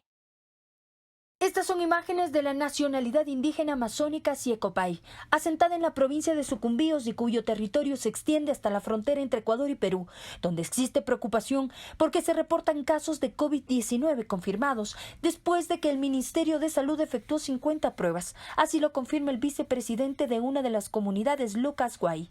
Llegaron ahí para hacer pruebas con pruebas rápidos, con PCR, ya está confirmado 15 personas con COVID-19.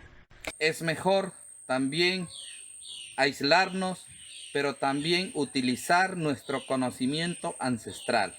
2 ancianos de esta nacionalidad fallecieron el pasado mes de abril, por lo que las alertas se encendieron. Vale la pena decir que no se ha podido confirmar que sea por coronavirus, pero los síntomas que ellos presentaron, como fiebre y temas respiratorios, sugieren que podría deberse al mismo caso, más aún cuando uno de los que dio positivo es uno de los familiares de uno de los fallecidos.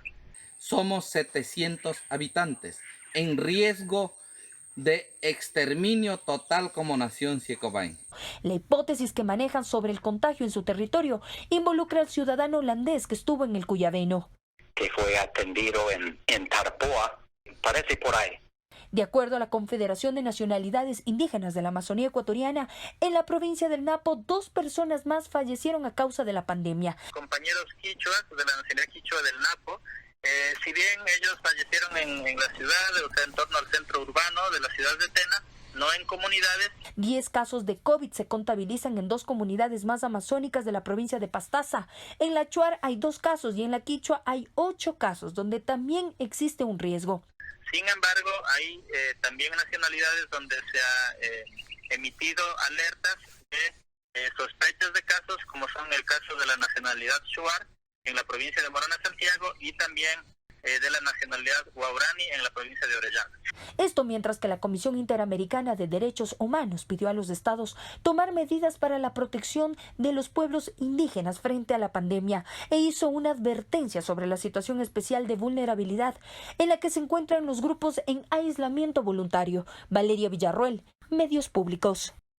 8 de la mañana con 22 minutos. Preste atención a esta información de última hora proporcionada desde la Fiscalía General del Estado. Ha dado a conocer a través de su cuenta de Twitter, Fiscalía y Policía de Ecuador allanaron las instalaciones de Riesgos Ecuador en Guayaquil y otros 2 inmuebles para recabar indicios ante las denuncias de presunto sobreprecio en la compra de kits de alimentos en el contexto de la crisis sanitaria. Es una noticia en desarrollo, lo ha dado a conocer la Fiscalía, que más adelante también ha posteado este tuit. Guayas, 4 detenidos en operativo ejecutado esta madrugada entre Fiscalía EC y Policía Ecuador en Guayaquil por presunto delito tributario en venta de dispositivos e insumos médicos al IES-EC para solventar la emergencia declarada por COVID-19. Ahí están, son varios temas, varios operativos que viene desarrollando la Fiscalía desde la madrugada de este día viernes. Vamos a continuar con más noticias en Telediario. Mediante decreto ejecutivo se desactivó la Zona Especial de Seguridad Guayas. Las Fuerzas Armadas se reorganizarán para continuar con su apoyo durante la emergencia sanitaria. El anuncio lo dieron a conocer el vicepresidente de la República y el ministro de Defensa durante la ceremonia de relevo del comandante de la Fuerza de Tarea Conjunta. Se agradeció el trabajo de las Fuerzas Armadas durante la cuarentena, que permitió que bajen los indicadores por contagios de COVID-19. En Guayas llegamos a tener casi 650 fallecidos al día y hoy hay 62. Ese es el indicador más importante y el número normal de la provincia es ese, entre 62 y 68. Los ingresos a emergencias bajaron en un 87%. Entonces todo eso nos permite saber que estamos en otra etapa de la enfermedad, pero debo de insistir, depende de nosotros como ciudadanos no retroceder, no repetir la historia. La desactivación de la Zona Especial de Seguridad Guayas permitirá a la institución reorganizarse y entrar en una nueva fase en todos los frentes. El COE ha aprobado que el sector industrial, comercial y de producción se reactive con la misión de cooperar con las instituciones, con los ministerios, con las organizaciones del COE provincial y de los COEs cantonales, continúa. Las autoridades destacaron la gestión de los militares en el control y orden público, apoyo a la fuerza de tarea en el sepelio de los cadáveres, colaboración con Petroecuador en la reparación de la rotura de los 3 oleoductos en la Amazonía, sobrevuelos logísticos con más de 400 horas, transportando más de 10 toneladas de ayuda humanitaria e insumos médicos. Aeronaves que están 100% operativas una vez que se pagó la deuda a Seguro Sucre. Una cuota que alcanzó a $12 millones. En este momento las 3 fuerzas con todas sus aeronaves están nuevamente operando. Y enfatizó que para ellos la reducción presupuestaria no aplica. Consideran 3 eliminaciones que no se aplican a Fuerzas Armadas, ni de jornada de trabajo, ni de personal, ni de sueldo. Se mantiene tal cual, porque evidentemente el gobierno, el presidente de la República, como se ha manifestado en el COE y se ha manifestado especialmente en el COSEPE, no se puede reducir la jornada del trabajo, se reducirá para quienes tienen 8 horas. Las Fuerzas Armadas no tienen 8 horas, no tienen feriados, no tienen horas extras. Cuando decimos 24/7 es real. Sobre las recientes denuncias de los actos de corrupción durante la emergencia, el segundo mandatario acotó que la corrupción es un problema nacional. La gran diferencia es que nosotros no la vamos a tapar. El que ha cometido un acto de corrupción responde ante la ley. No vamos a defender a ningún, disculpe, miserable que quiera peor abusar de esta situación para enriquecerse. Los recursos son escasos, estamos viendo una crisis económica compleja. No hay espacio para ese tipo de comportamientos, ni ahora ni nunca. Gracias a Dios nosotros tomamos la decisión de que todas las compras en emergencia sean públicas, en línea y en vivo. Vamos a revisar todo y quien ha cometido un acto de corrupción tenga la seguridad que va a responder ante la ley. Mariuxi Buenaño, Medios Públicos. 8 de la mañana con 26 minutos. La Asociación de Ciudades Hermanas Houston Guayaquil realizó la donación de $15,000 destinados al Banco de Alimentos, que entrega kits alimenticios y crea comedores comunitarios durante la emergencia sanitaria. Como parte de las donaciones que ha hecho Estados Unidos a Ecuador durante la emergencia sanitaria, este jueves Andrew Shere, cónsul general de los Estados Unidos en Guayaquil, anunció la donación de $15,000 de la Sociedad de Ciudades Hermanas Houston Guayaquil al Banco de Alimentos Diaconía. El hecho que ellos siguen pensando en Guayaquil cómo pueden colaborar habla mucho de esta amistad que hay entre estas dos ciudades. Estos gestos de solidaridad nos dan esperanza. Desde que comenzó la crisis, hemos visto muchas iniciativas de solidaridad impulsadas por ciudadanos, empresas, organizaciones estadounidenses. Federico Recalde, representante del Banco de Alimentos Diaconía, señaló que la donación es importante y se destinará para 2 frentes. Poder por lo menos por 15 días cubrir el tema de los comedores con la parte correspondiente a ellos, y también alrededor de 6,000 familias podrán ser beneficiadas con kits de alimentos que tienen una duración de 7 días. En total, estimamos tener alrededor de 1.100.000 beneficiarios que hemos ayudado por lo menos una vez en todo este tiempo. Angie Santos, tesorera de la asociación en Estados Unidos, señaló que la donación vino de la recaudación de fondos de los mismos ciudadanos y podría llegar más. Son personas que donan, en este caso no lo hemos hecho a través de instituciones, sino de donaciones de personas particulares. $15,000 por ahora. La campaña está todavía en GoFundMe. Esperamos lograr más donaciones. El Banco de Alimentos Diaconía distribuyó en 2019 650,000 kilos de alimentos, mientras que este año, solo durante la emergencia, han distribuido 1.953.000 kilos. Luis Alfredo Zúñiga, Medios Públicos. Y antes de ir a nuestro primer corte, quienes formamos parte de la empresa de Medios Públicos, extendemos nuestra sentida nota de pesar ante el fallecimiento de la señora María Núñez Mendoza, abuelita de nuestro compañero Luis Rosillo, técnico de radiofrecuencia en la ciudad de Quito. Paz en su tumba.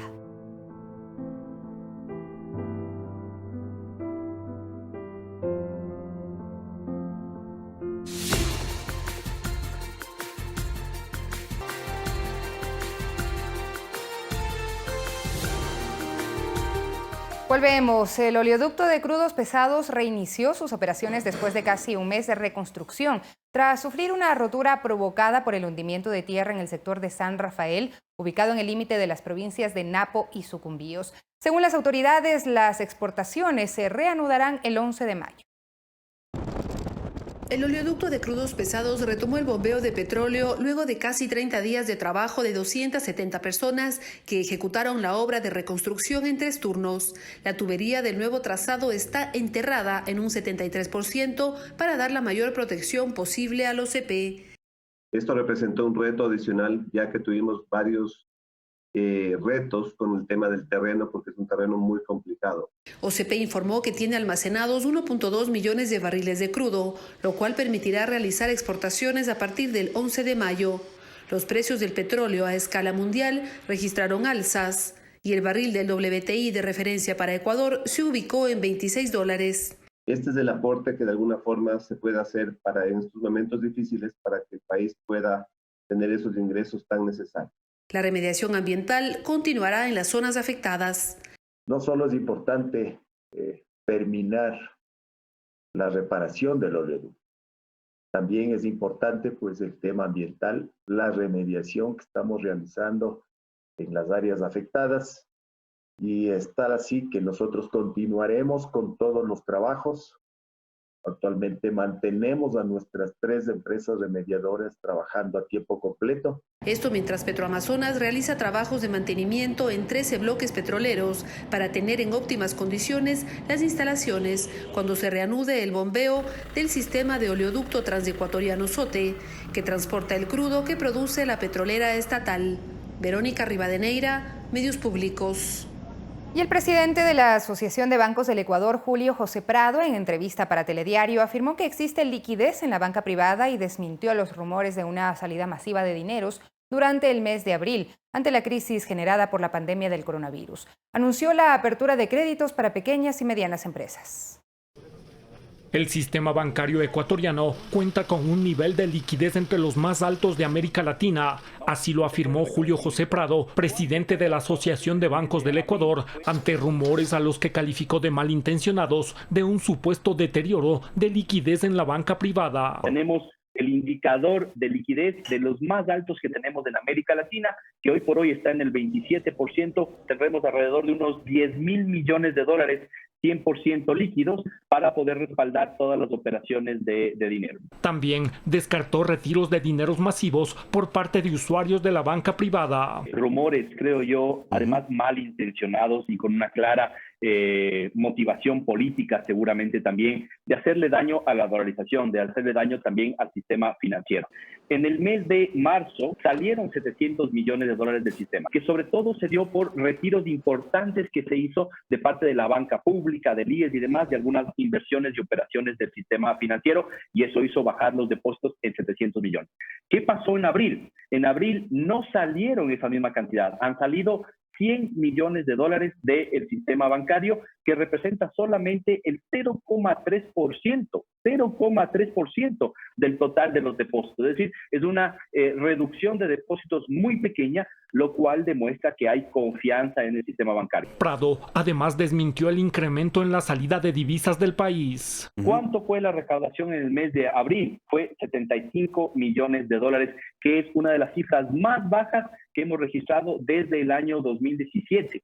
Entonces, evidentemente, si se está registrando menos recaudación de salida del ISD, significa que está saliendo menos plata. El presidente de Asobanca afirmó que se acogió plenamente el pedido del Ejecutivo sobre la reestructuración de créditos, refinanciamiento y diferimiento de plazos en operaciones de crédito por la emergencia sanitaria. 3.500 millones de dólares que se ha diferido, ¿no es cierto?, y que los clientes del sistema bancario no le han pagado a la banca. Y este es el apoyo que se está dando. El titular de Asobanca anunció la apertura de créditos para pequeñas y medianas empresas. Este año, que sabemos que va a haber un shock muy fuerte para la economía, apoyar al sector productivo. Santiago Tello, Medios Públicos.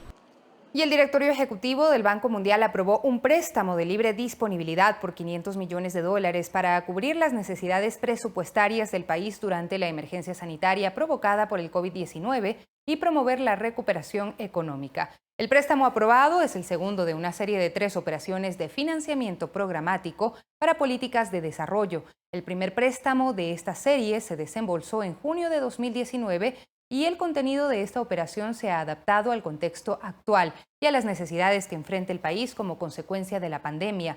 Los recursos de libre disponibilidad aprobados tienen 3 objetivos: apoyar al gobierno en la respuesta al COVID-19, eliminar las barreras para el desarrollo del sector privado, apoyar la recuperación económica y promover la eficiencia del sector público, así como la sostenibilidad fiscal después de la crisis. El ministro de Economía y Finanzas, Richard Martínez, señaló que estas operaciones son en reconocimiento al manejo de las políticas públicas adecuadas y reconoce los esfuerzos del gobierno de Ecuador para alcanzar la sostenibilidad fiscal, fortalecer la dolarización, mejorar la transparencia y la rendición de cuentas y promover una gestión responsable de la deuda pública. Y les contamos, en Guayas se dispuso el retiro de 18.000 frascos de alcohol en gel para evitar su venta y circulación por incumplimiento de requisitos mínimos para su uso, luego de un análisis realizado por la Agencia de Regulación, Control y Vigilancia Sanitaria. La Gobernación del Guayas se dispuso, en coordinación con la Agencia de Regulación, Control y Vigilancia Sanitaria ARCSA, se realicen operativos de control para sacar de circulación unidades de alcohol gel que no cumplían con el porcentaje de alcohol requerido. El operativo se dio en las bodegas del laboratorio farmacéutico WIR S.A. Ha realizado un nivel 2, que es un muestreo en laboratorios en base al porcentaje de alcohol que este alcohol gel debería tener. Según la resolución del ARCSA, no cuenta con el porcentaje adecuado. Más de 18.000 unidades se retiraron de las bodegas. En un comunicado, ARCSA ordenó la suspensión temporal de la notificación sanitaria obligatoria de Alcogel Wire, pues no cumplía con el grado de alcohol declarado. Según la evaluación previa, el producto contaba con apenas el 25% de alcohol, cuando lo mínimo es el 55%. Están proveyendo ciertos productos los cuales deberían tener todas las certificaciones técnicas para poder realizarse la venta de los mismos. Mientras, Wire respondió en un comunicado que la información es errónea, que sí cumple con las especificaciones y que se trata de una campaña para desacreditar su producto.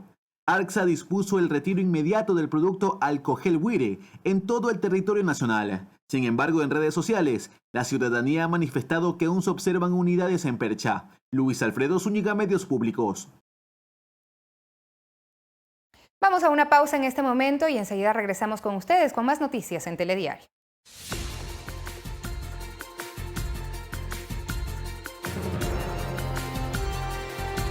El Ministerio del Ambiente y Agua inició las investigaciones sobre la procedencia de las 26 toneladas de aletas de tiburón provenientes de Ecuador que fueron decomisadas en Hong Kong, China. Dos defensores del ecosistema piden al gobierno nacional endurecer las sanciones para proteger a esta especie en peligro de extinción. Diversas entidades del Estado fueron convocadas para reforzar la aplicación de las medidas de protección de la fauna marina ecuatoriana.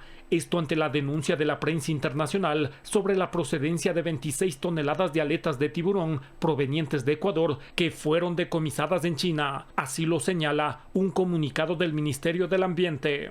Hay que tomar las medidas ya para que esto se pare. Debería ser más evidente todavía la importancia de proteger especies, de proteger ecosistemas.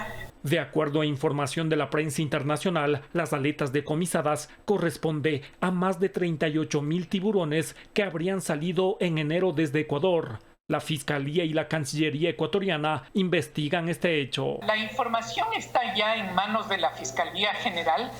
Y eso es importante porque nos da una señal de que está una investigación en marcha. En China, las aletas de tiburón son usadas para preparar sopas que pueden costar hasta $100. Se calcula que cada año se cercenan entre 26 y 73 millones de tiburones al año. Por ello, esta especie está en riesgo de extinción. La sopa de aleta de tiburón se lo toma en varios países asiáticos, Hong Kong, Shanghái, la China. Algunos ya han reaccionado y han puesto severos controles para ello. Otros no, la China no lo pone ningún control. Según Roque Sevilla, el decreto ejecutivo 486 de 2007 autorizaba la exportación de aletas de tiburón que había estado penalizado desde 2004. Esto hizo que pescadores ecuatorianos se dediquen a esta actividad. La resolución del presidente Correa de aquel entonces, por razones electorales, dijo que toda pesca incidental no iba a ser fiscalizada. La Comisión de Soberanía Alimentaria de la Asamblea Nacional sesionará este viernes para analizar cómo se produjo la pesca de estos tiburones, el envío y qué instancias públicas debieron intervenir en el control de esta actividad ilegal. Santiago Tello, Medios Públicos.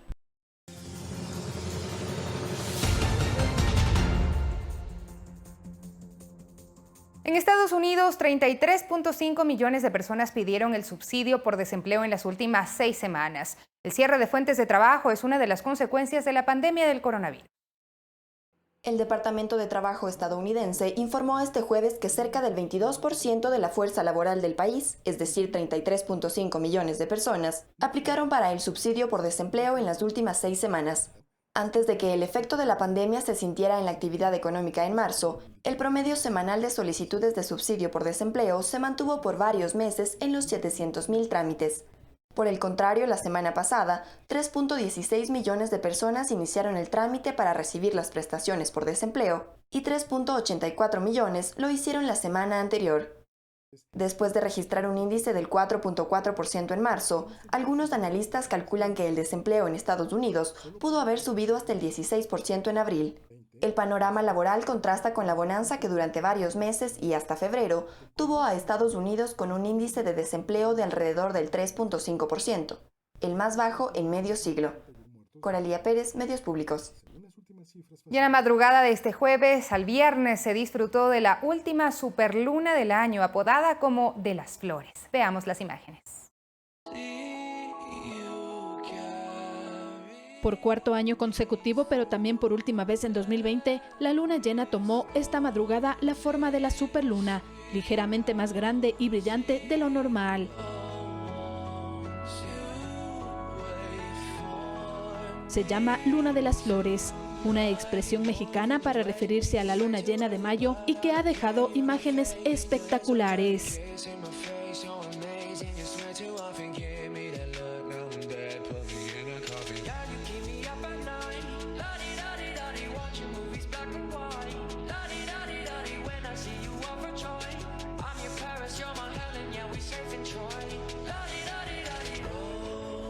Este es un fenómeno que coincide con el perigeo de la órbita lunar en torno a la Tierra, el momento en que nuestro satélite se acerca más a nosotros en momento de luna llena. Estas dos circunstancias producen un efecto visual, por lo que la luna parece estar un 14% más grande y un 30% más brillante.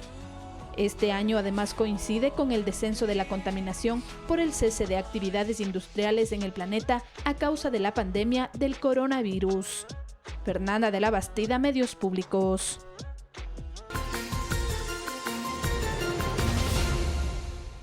Y un récord diario de contagios y muertes registra Brasil. Además, el gobierno de Estados Unidos dijo estar dispuesto a cooperar con la Organización Mundial de la Salud pese a la polémica sobre el origen del COVID-19. Más en El Mundo Ahora.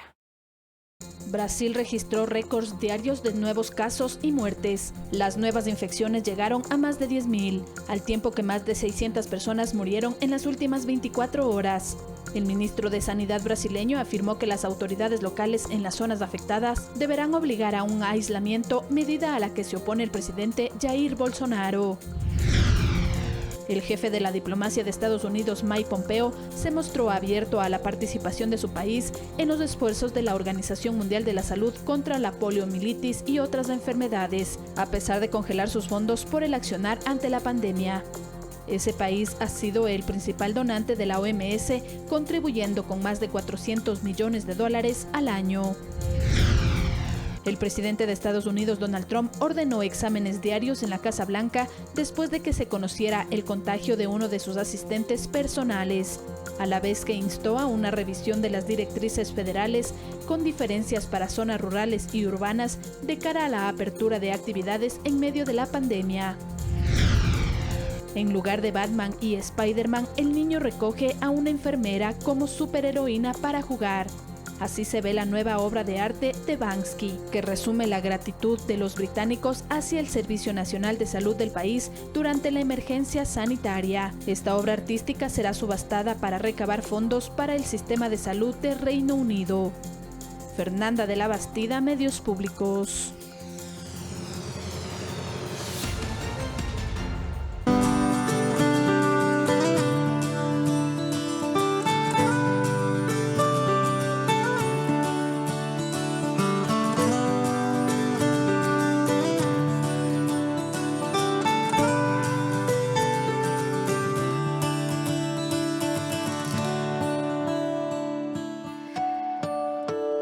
Mujeres en todo el mundo se han enfrentado al coronavirus y muchas de ellas se han convertido en madres mientras luchaban contra la enfermedad.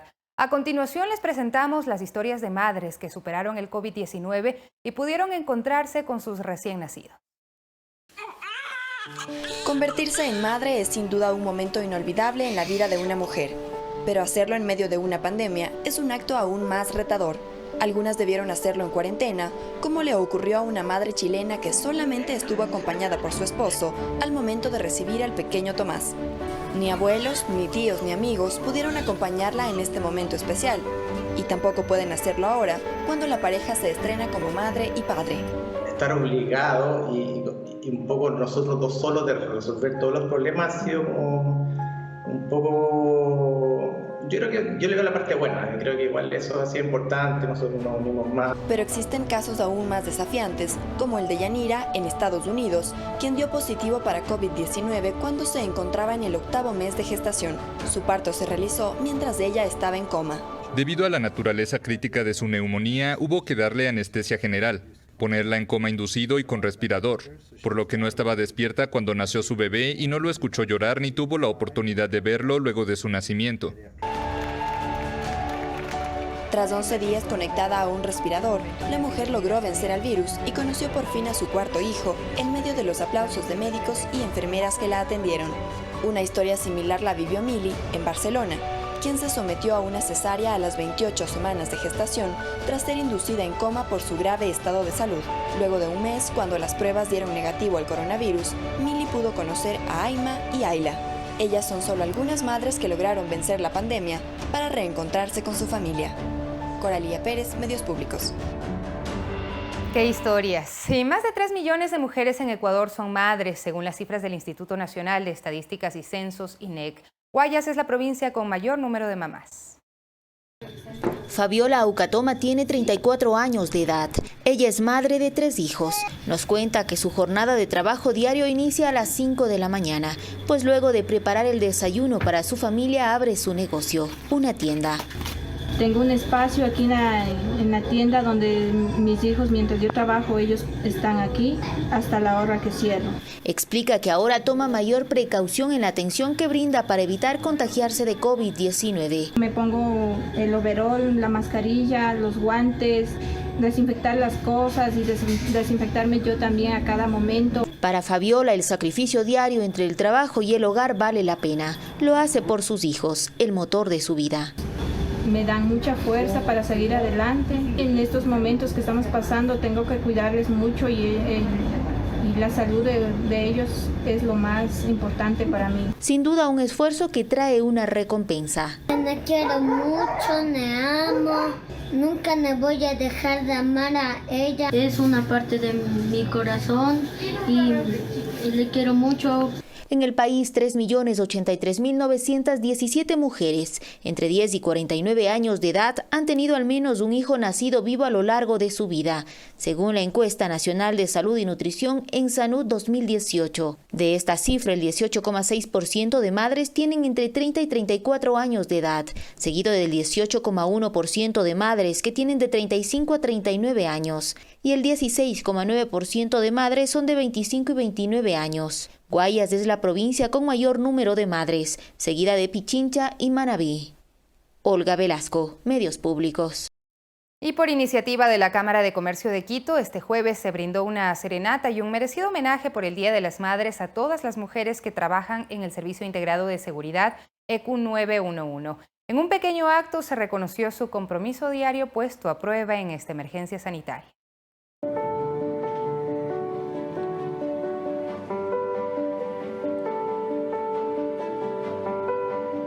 Cada una de ellas cumple jornadas largas de trabajo, con una parte de su mente enfocada en salvar vidas desde el EQ 911 y la otra, seguramente, con el sentir y pensamiento de madre, siempre pendiente de sus hijos, esposo, hermanos o padres, con la preocupación también de sacar adelante un hogar.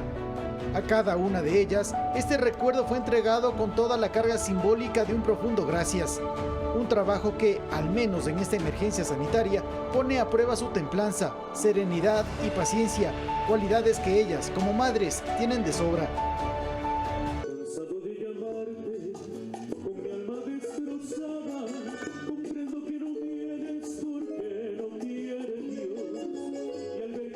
Este homenaje simbólico estuvo acompañado de una pequeña serenata por el Día de las Madres que se conmemorará este domingo 10 de mayo. Y ellas el día domingo van a hacer el tributo al Día de la Madre trabajando, articulando sus emergencias, salvando vidas, poniendo ese toque que la mujer siempre pone en todas las actividades, sobre todo aquí en las emergencias, que es hacer con amor esta pasión que escogieron ellas siendo policías, bomberas. Para muchas de ellas, ese día especial será algo diferente, como el de todas, sin sus hijos cerca presencialmente.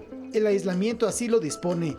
Como madres servidoras del Servicio Integrado de Seguridad EQ 911, no hay mejor regalo que el reconocimiento que el de sus hijos y familiares y el de toda la sociedad por el trabajo que cumplen. Estoy demasiado emocionada porque además de uno de ser madre, es una servidora pública, sí, que se le puede ayudar a la ciudadanía con los eventos que solicitan. Esa es mi gran satisfacción y un gran regalo como madre, ya que mis hijos se sienten orgullosos de tenerme a mí en su casa. Feliz día a todas las madres del Ecuador, que sigamos saliendo adelante. fue un breve paréntesis en su jornada diaria, con música y su extraordinario efecto de hacernos olvidar las angustias diarias. Felicidades a las madres, custodias de nuestra seguridad. Con imágenes de Edwin Cobo y Miguel Casa, Javier Ceballos, Medios Públicos. Muy merecido sin duda este reconocimiento a estas madres que trabajan fuerte durante esta emergencia sanitaria, al igual que las médicas, enfermeras y mucho otro personal que está trabajando diariamente por el país. Y a propósito de esta emergencia sanitaria que vive el Ecuador, representó una oportunidad para que varios emprendimientos se potencialicen a través de las redes sociales y permitan dar trabajo a gente joven. La etapa de distanciamiento abre la esperanza para que bajo la aplicación de protocolos de seguridad ciertos negocios reciban ingresos. La pandemia por el coronavirus motivó un quiebre en todo aspecto, especialmente en las economías de los países. Se menoscabaron los ingresos de ciertas empresas y negocios, pero a la par creó una oportunidad en lo que a oferta de servicios se refiere. En las grandes cadenas de supermercados es común ver a los shoppers, hombres y mujeres con este vestuario, haciendo compras de víveres, pues ellos se encargan de hacer las compras que los clientes piden a través de internet y las llevan a su domicilio. Empresas de este tipo, al igual que las plataformas de entrega de comida en casa, han experimentado un incremento en su fuerza laboral. Como estos sectores, hay otros que esperan en esta etapa de distanciamiento comenzar a generar nuevamente ingresos, eso sí, bajo los protocolos de seguridad establecidos por las autoridades. Pamela Erazo trabaja en una empresa de sonido y organización de eventos que da trabajo a 80 personas. Cuenta que estos últimos meses han sido duros. Como pueden ver, todos estamos trabajando con trajes de bioseguridad, estamos trabajando con las medidas necesarias justamente para explicar a todo mundo que nosotros podemos trabajar, que nos hemos capacitado y que el día de mañana no van a tener mayores inconvenientes cuando tengamos un evento. Poco a poco esperan recuperarse de las pérdidas por eventos cancelados, ya que todo espectáculo masivo todavía no puede realizarse. Paciencia es su clave. Justamente, bueno, lo que estamos tratando es de regresar. Un poco se nos había cortado todo lo que era la producción de eventos y ahora hemos encontrado un camino para poder regresar, para vencer el miedo, que es lo que la gente está preocupada. De que la industria y el comercio y nuestras empresas organizadoras de eventos quieren tener esa energía para generar su economía, para generar sus ingresos, para sostener sus empleos. Javier Ceballos, Medios Públicos. Llegamos así al final de esta emisión de Telediario. Amigos y amigas, les deseamos una muy buena mañana y por supuesto los invitamos a estar pendientes de la pantalla de Ecuador TV. A las 13 horas, más noticias. Hasta pronto.